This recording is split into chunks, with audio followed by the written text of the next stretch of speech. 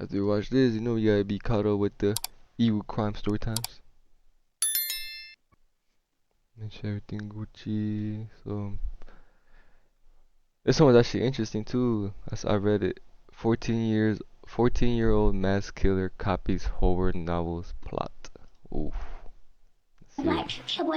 He was wearing a black cowboy hat, black jeans, a black shirt, a black coat. It's like I pictured myself doing it or something and never really pictured myself doing anything else. She was screaming, "Why did you shoot me? My arm, I can't feel my arm." He called us by name, set us in the back 2 rows, and to do what he asked, and nobody else. Did this happen in the school? I was going to be the hostage and come over, I'm going to put the gun in your mouth. There was a guy in the first row, and he got up and was holding his chest and walked clear across the room and finally fell.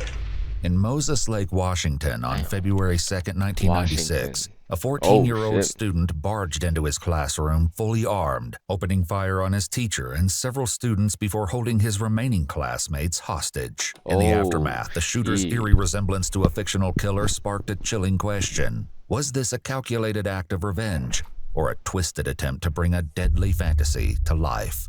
It didn't seem like he had any real reason of doing this besides just to do something. He kept saying this is a lot better than algebra. The following report is based on official police records, and the footage has never been seen before until now. On the afternoon of February 2nd, 1996, detectives with the Moses Lake Police Department arrive at Frontier Junior High School, where a vicious attack played out just a few hours earlier in Mrs. Kyrus's algebra class.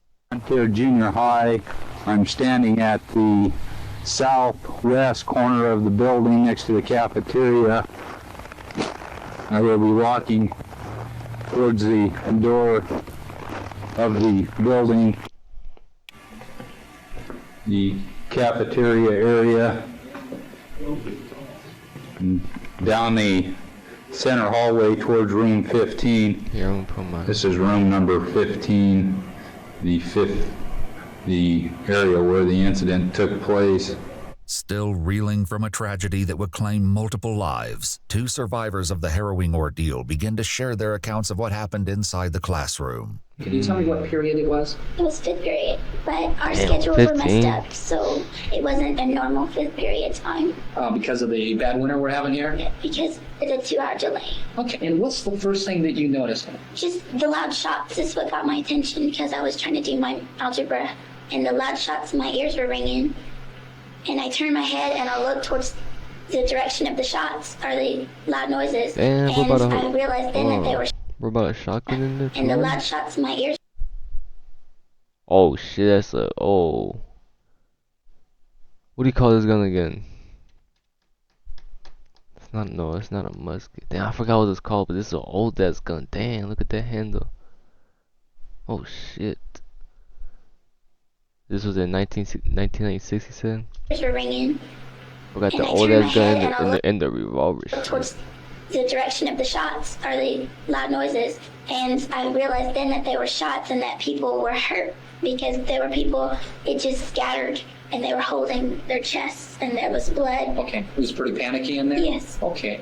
When that happened from a person that was in the class or that it entered from the outside? They entered from the outside. Did he say anything when he was shooting? Not while he was shooting. Okay, but later I take it he must have said some things. He was yelling, "Get down." The shooter would later be identified as 14-year-old Barry Lukaitis. Although most teachers acknowledged that he was somewhat asocial, they described him as highly intelligent, a model student, and a pleasure to have in class. The warning signs they missed. How you 14 already having thoughts of shooting shit up, man? Would only come in hindsight. That's that John shit that they Lane, be. a That's PE that. teacher, You gotta watch what what they be watching on happened that next after phone, the bro. first shots rang out. Should be I was fucking up teaching their in head. room number 13, which is the room right next to the cafeteria. I heard some loud explosions, was unable to determine what they were. I left my classroom at that time, went out in the hall, and tried to investigate. When you first heard them, I mean, how many did it sound like? There were several. I had 3 or 4, I guess. Again, I was so unaware, and I thought I didn't know what had exploded to cause that. Didn't suspect a gun, of course. As I was walking down the hallway, I heard some screaming, some kids screaming. I didn't know what had happened. I saw the door was closed. As I got there, I pushed open the door and saw the kids in various states on the floor. There were some in the desks. And as soon as I walked in the door, I noticed directly to my right in the corner, someone standing there, very erect, and I detected a gun right away. As soon as I hit the deck and slid around there, I saw Mrs. Kyrus lying up against the front of the room and very ashen gray. Apparently, she looked dead to me at that time. The classroom's teacher, 49-year-old Leona Lee Kyrus, still grasped a marker and eraser in each hand as she lay unmoving on the floor.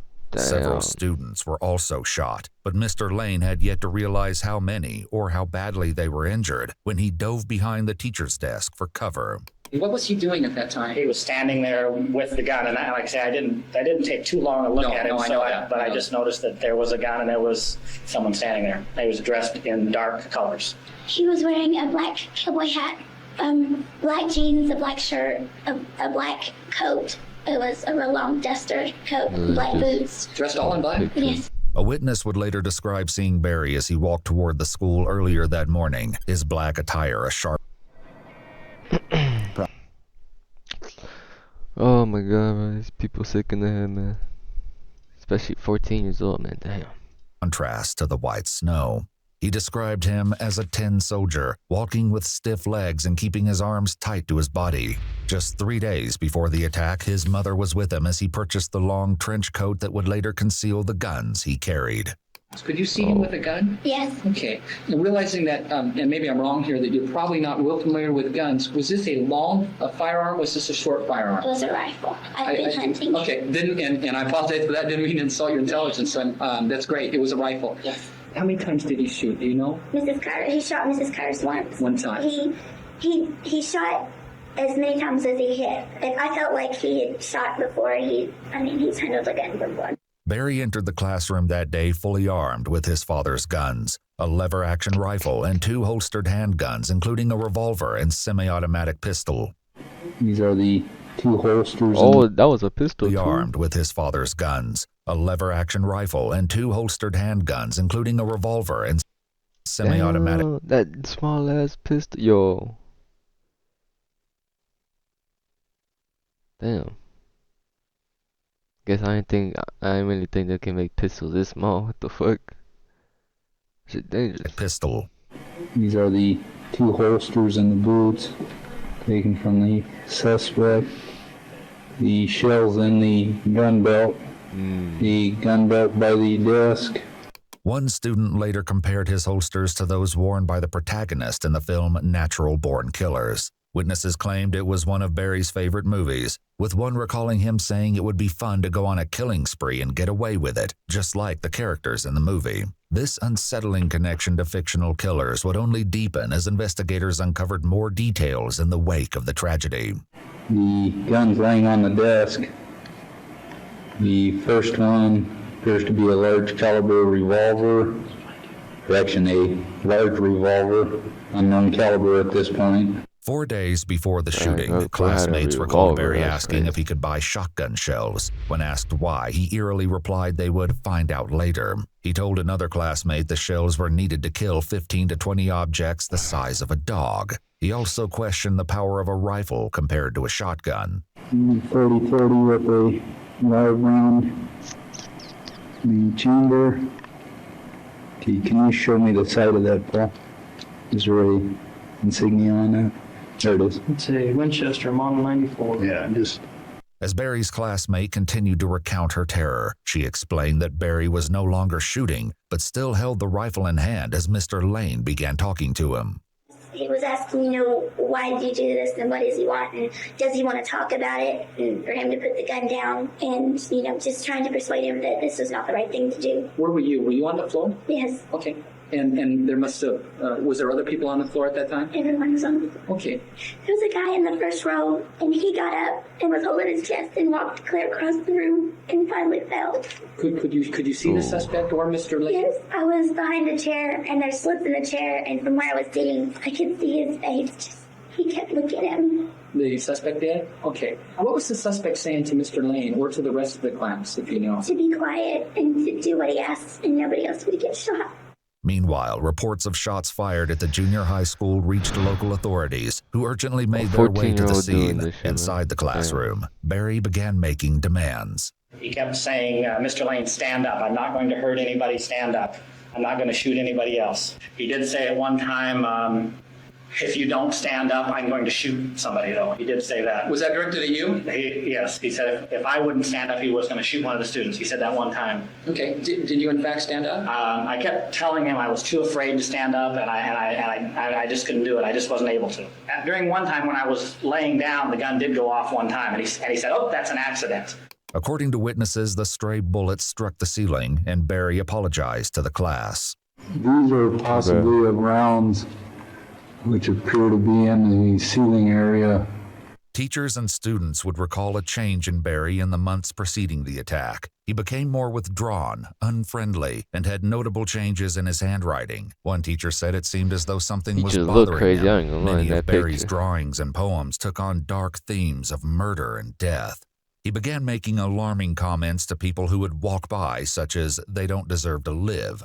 Just 2 weeks before the shooting, a student overheard Barry say he would kill someone if they deserved it. Whether Barry deliberately chose his victims remained to be seen, but soon in the interrogation room, he would provide his own answer to this haunting question. For now, Mr. Lane continued his account of what happened next. I finally felt that everyone should give their dog fresh pet.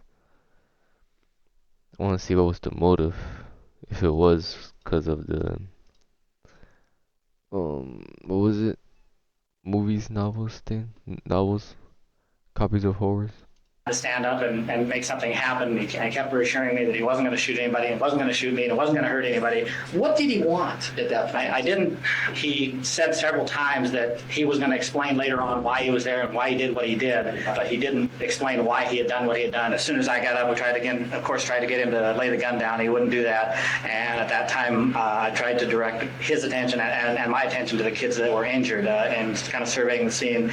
There was one student that was down, apparently dead. There was another student who kept saying that they were hurt. I'm kind of passed out and a faint. The girl, she was hurt. She was screaming, "Why did you shoot me? My arm, I can't feel my arm." And she said, "Can I go? You let me go get an ambulance." And he let her go. And there was another girl. She had diabetes or something. She had some kind of illness. He let her go. As an officer finally arrived, he passed the shooting victim in the hallway, later identified as 13-year-old Natalie Hintz, telling her to run to the office where an ambulance would meet her. The girl who claimed to be struggling with diabetic issues came out next, and he urged her to get behind him. Mr. Kairos, the school principal, attempted to enter his wife's classroom, but was stopped as the officer explained he would only endanger the lives of the students inside. Damn, that's his wife?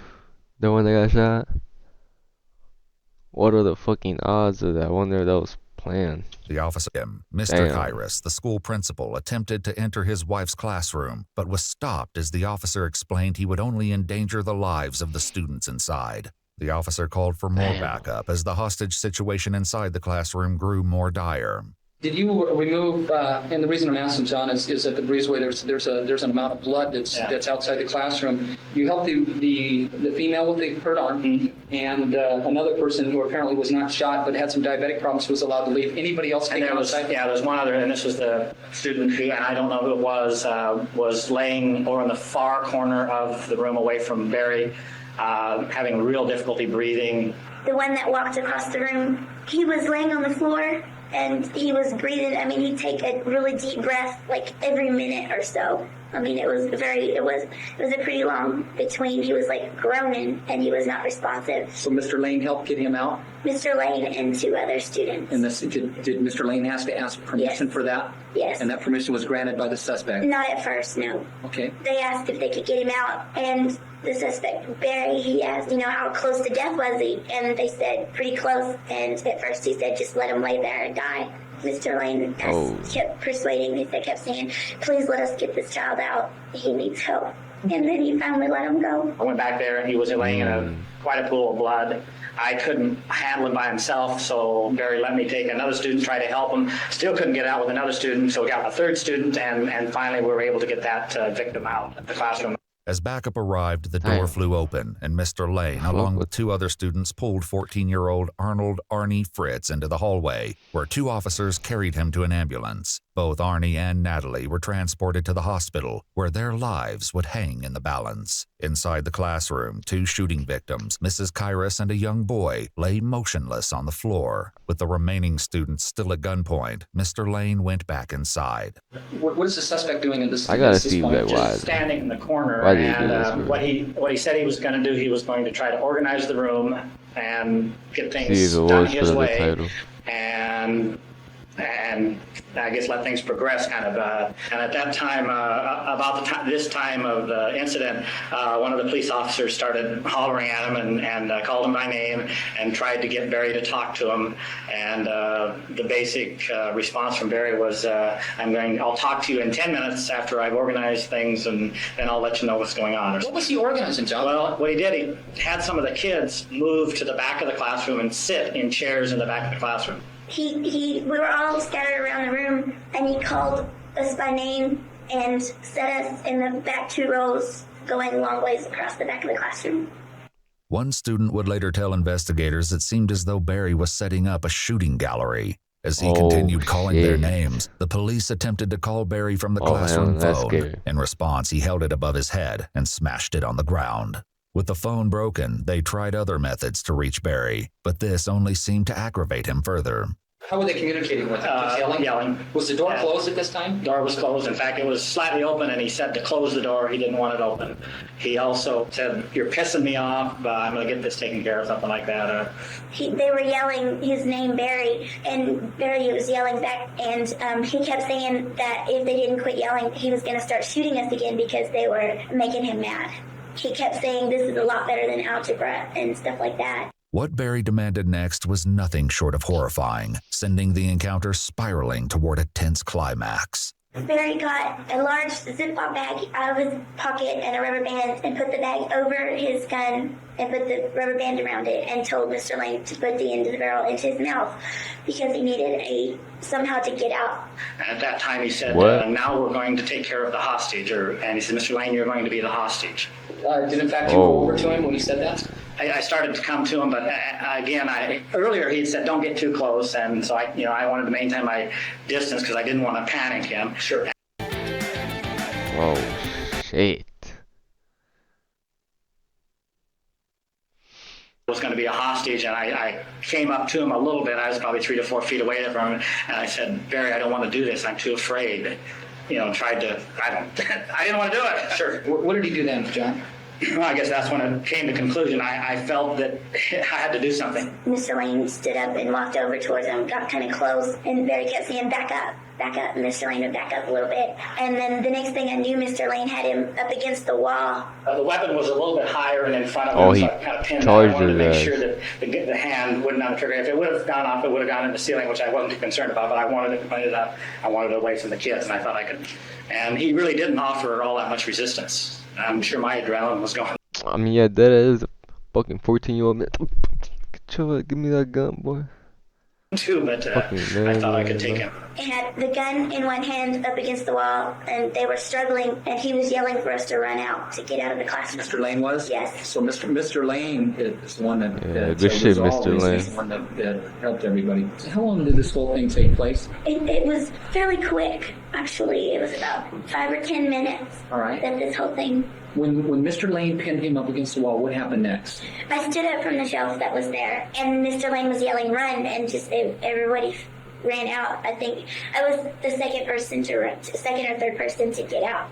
Students began pouring out of the classroom. Yeah, Mr. Lane and 4 saved officers lives that rushed day. inside to witness the struggle between Mr. Lane and Barry over possession of the rifle. They quickly jumped in to help, disarming the suspect. Yeah. With Barry finally in custody, they would soon be able to question the killer himself. As he was taken away, one officer raced to aid Mrs. Kyrus and the other fallen student, but he noted in his report that it was clear any efforts to resuscitate them would be useless. Before they turned to Barry, Mr. Lane and the young classmate shared their final thoughts.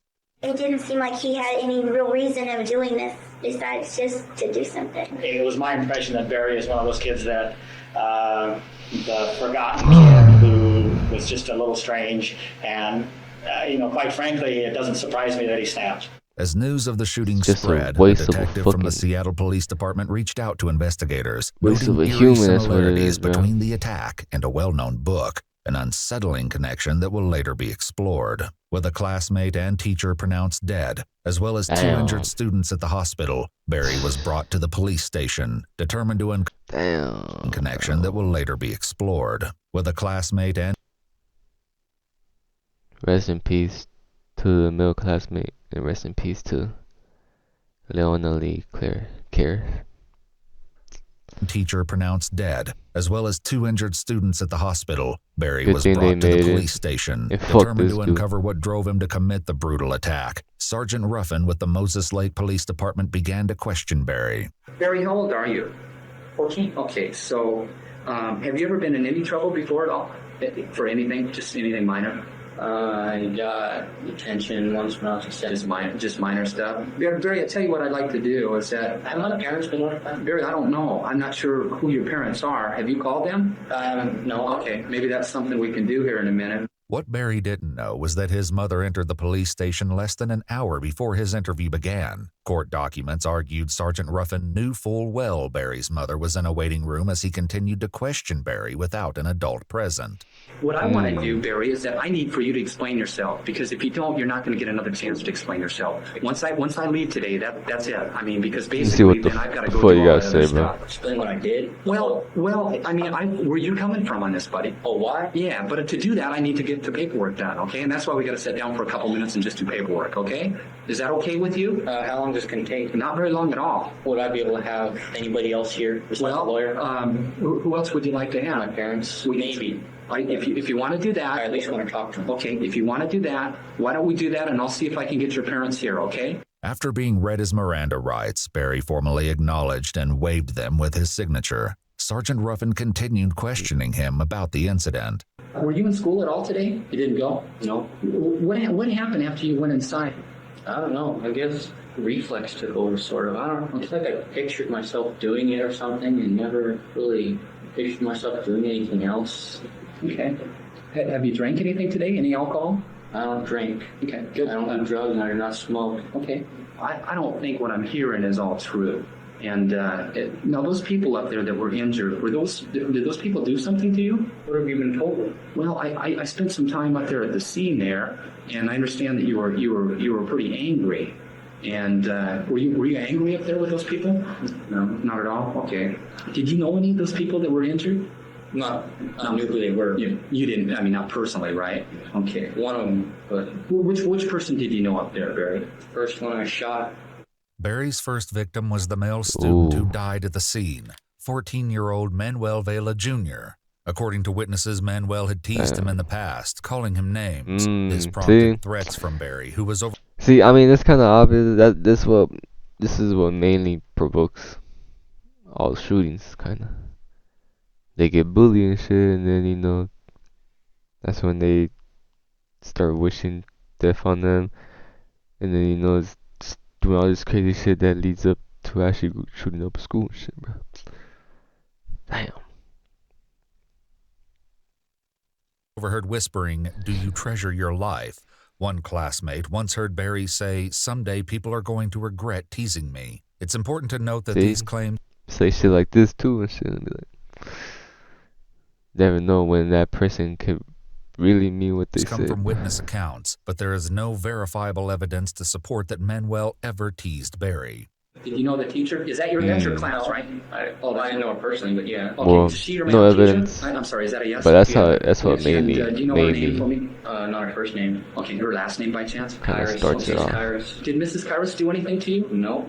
However, witness statements suggest he may have harbored negative feelings for his teacher. Weeks before the shooting, Barry supposedly complained about her teaching methods, with one That teacher too saying also, bro. That too also. They be mad at the teachers and shit because they always say that the teacher gives them a hard time or something, or teacher shit like that gives them a hard time. Teacher treats them bad or whatever and shit like, bro. However, witness statements suggest he may have He just harbored wants the negative best for you, feelings for his bro. teacher. Weeks before the shooting, Barry supposedly complained about her teaching methods, with one teacher saying the two had a personality conflict. One witness stated Mrs. Kyrus gave him detention a week before the incident, after Barry put paper. I know ads are super annoying, but I've actually never downloaded. Oh, man. People just gotta deal with shit. Another recalled Barry saying the two had a personality conflict. One witness stated Mrs. Kyrus gave him detention a week before the incident, after Barry put paper in the classroom heater. Another recalled Barry stating he wanted to kill Mrs. Kyrus because she told him he had a wrong answer in class. Okay, now the other people that got hit with like bro, like you hear that? From heater. Another recalled Barry stating he wanted to kill Mrs. Kyrus because she told him he had a wrong answer in class. See, bro, like. Okay, now the other people that got hit, were those accidentals, or were you trying to hit them, or that was just kind of crazy? Just dumb, bro, just that stupid. was kind of crazy. It might have been deliberate. It might have so the only two deliberate ones would be at that point, if shit like that happens, you know they're really crazy. The only positive deliberate would be. A search warrant was executed on Barry's house in the days following the attack. In his room, they find the book earlier mentioned by the Seattle. What do you got? Damn, a bunch of Stephen King. Oh wait, well, I'm stupid. So you got It, but literally the only movie I know here is It. I don't know what these are down here. Detective. The novel, titled Rage, was published in 1977 by Stephen King under the pseudonym Richard Bachman. In a twisted parallel to real-life events, the book tells the story of a student who fatally shoots his algebra teacher, taking his classmates hostage and threatening to kill them should they fail to comply with his demands. According to the Stephen King website, the book was later removed from print due to the sensitive nature of its content. Another notable book among Barry's collection is Gunslinger, the first volume in the Dark Tower series. The novel contains Western themes, with the main protagonist often depicted as wearing a trench coat and cowboy hat, wielding guns similar to those Barry used during his attack. Though Barry never admitted in his interview whether he drew inspiration from his favorite movies or books, his actions and the eerie parallels to the fictional killers are impossible to ignore. I need to ask. Okay, what am I going to do after I'm out of here? Are they going to go back to the cell or what? You know, or they need to ask me some more questions? Well, I think if you and I can clear this up, I mean, why is there somebody in particular you wanted to do, or somebody you want to talk to? Well, I would kind of at least let my parents know what's going on, but I don't know if I want them here. And sure. And I give you my promise on the deal here. If you want your parents here right now, I will get your parents. Yeah, I know. Okay, I don't. All right. At this point in the interview, Sergeant Ruffin was interrupted by another officer and briefly left the room. When he returned, he had news to share with Barry. Barry, we have a little technicality here. Here's what this is that your mom apparently, and I haven't seen your mom, I don't even know if your mom's here, but apparently she called a lawyer, and the lawyer called down here, and the lawyer said that he wants me to stop talking to you. What are your feelings about that? Well, I think it should be my business, but of course it's my mother. Okay, all right. So what I'm going to do is, out of honor, I guess, for your mother and also the lawyer at this time, I'm going to stop the statement. With that, the interview reached an end. An autopsy report would later determine that 49-year-old Leona Lee Kyrus and 14-year-old Manuel Vela Jr. each died from single gunshot wounds. As for the two victims who went to the hospital following the attack, 14-year-old Arnold Arnie Fritz died shortly after his arrival. 13-year-old Natalie Hens ultimately survived after undergoing extensive surgery. Damn, R.I.P. Arnold. Following the attack, 14-year-old Arnold Arnie Fritz died shortly after his arrival. 13-year-old Natalie Hens ultimately survived after undergoing extensive surgery and nearly losing her arm. Barry was arrested and booked into the Grant County Youth Center. A motion was filed for a psychological evaluation to determine whether or not mental illness played a factor in the attack. It would later be revealed that during the winter months when Barry became noticeably withdrawn, his parents were experiencing marital issues, with his mother filing for divorce just 1 month before the attack. While multiple doctors agreed that Barry was experiencing depression, there was disagreement as to the extent. Barry's lawyers later filed a motion to suppress the statements made to Sergeant Ruffin during his interrogation, arguing that the sergeant had violated his rights. However, the trial court denied the motion, ruling that Washington law does not require parental consent when a juvenile waives their rights. From August 15th to September 24th, 1997, Barry Lukaitis stood trial in court as an adult and was found guilty of 2 counts of first-degree aggravated murder, 1 count of second-degree murder, 1 count of assault in the first degree, 1 count of assault in the second degree, and 16 counts of kidnapping, each with a firearm enhancement. He was ordered to serve 2 consecutive life sentences without the possibility of parole. According to news outlets, in 2017, due to the Supreme Court ruling of 2012 that juveniles younger than 16 cannot be sentenced to life without parole, Barry Lukaitis was resentenced to a total of 189 years in prison. We attempted to verify this information with the Grant team cannot be sentenced to life without parole. Barry Lukaitis was... Damn, boy. Yeah, I know you regret that shit, boy. Fucking dumb. Resentenced to a total of 189 years in prison. We attempted to verify this information with the Grant County Court, and they were unsuccessful in locating his records. Dude fucking deserved. Shit, bro. That was a good video, but rest in peace, everybody that died, bro. Damn. Fucked up people in this world, man. For real.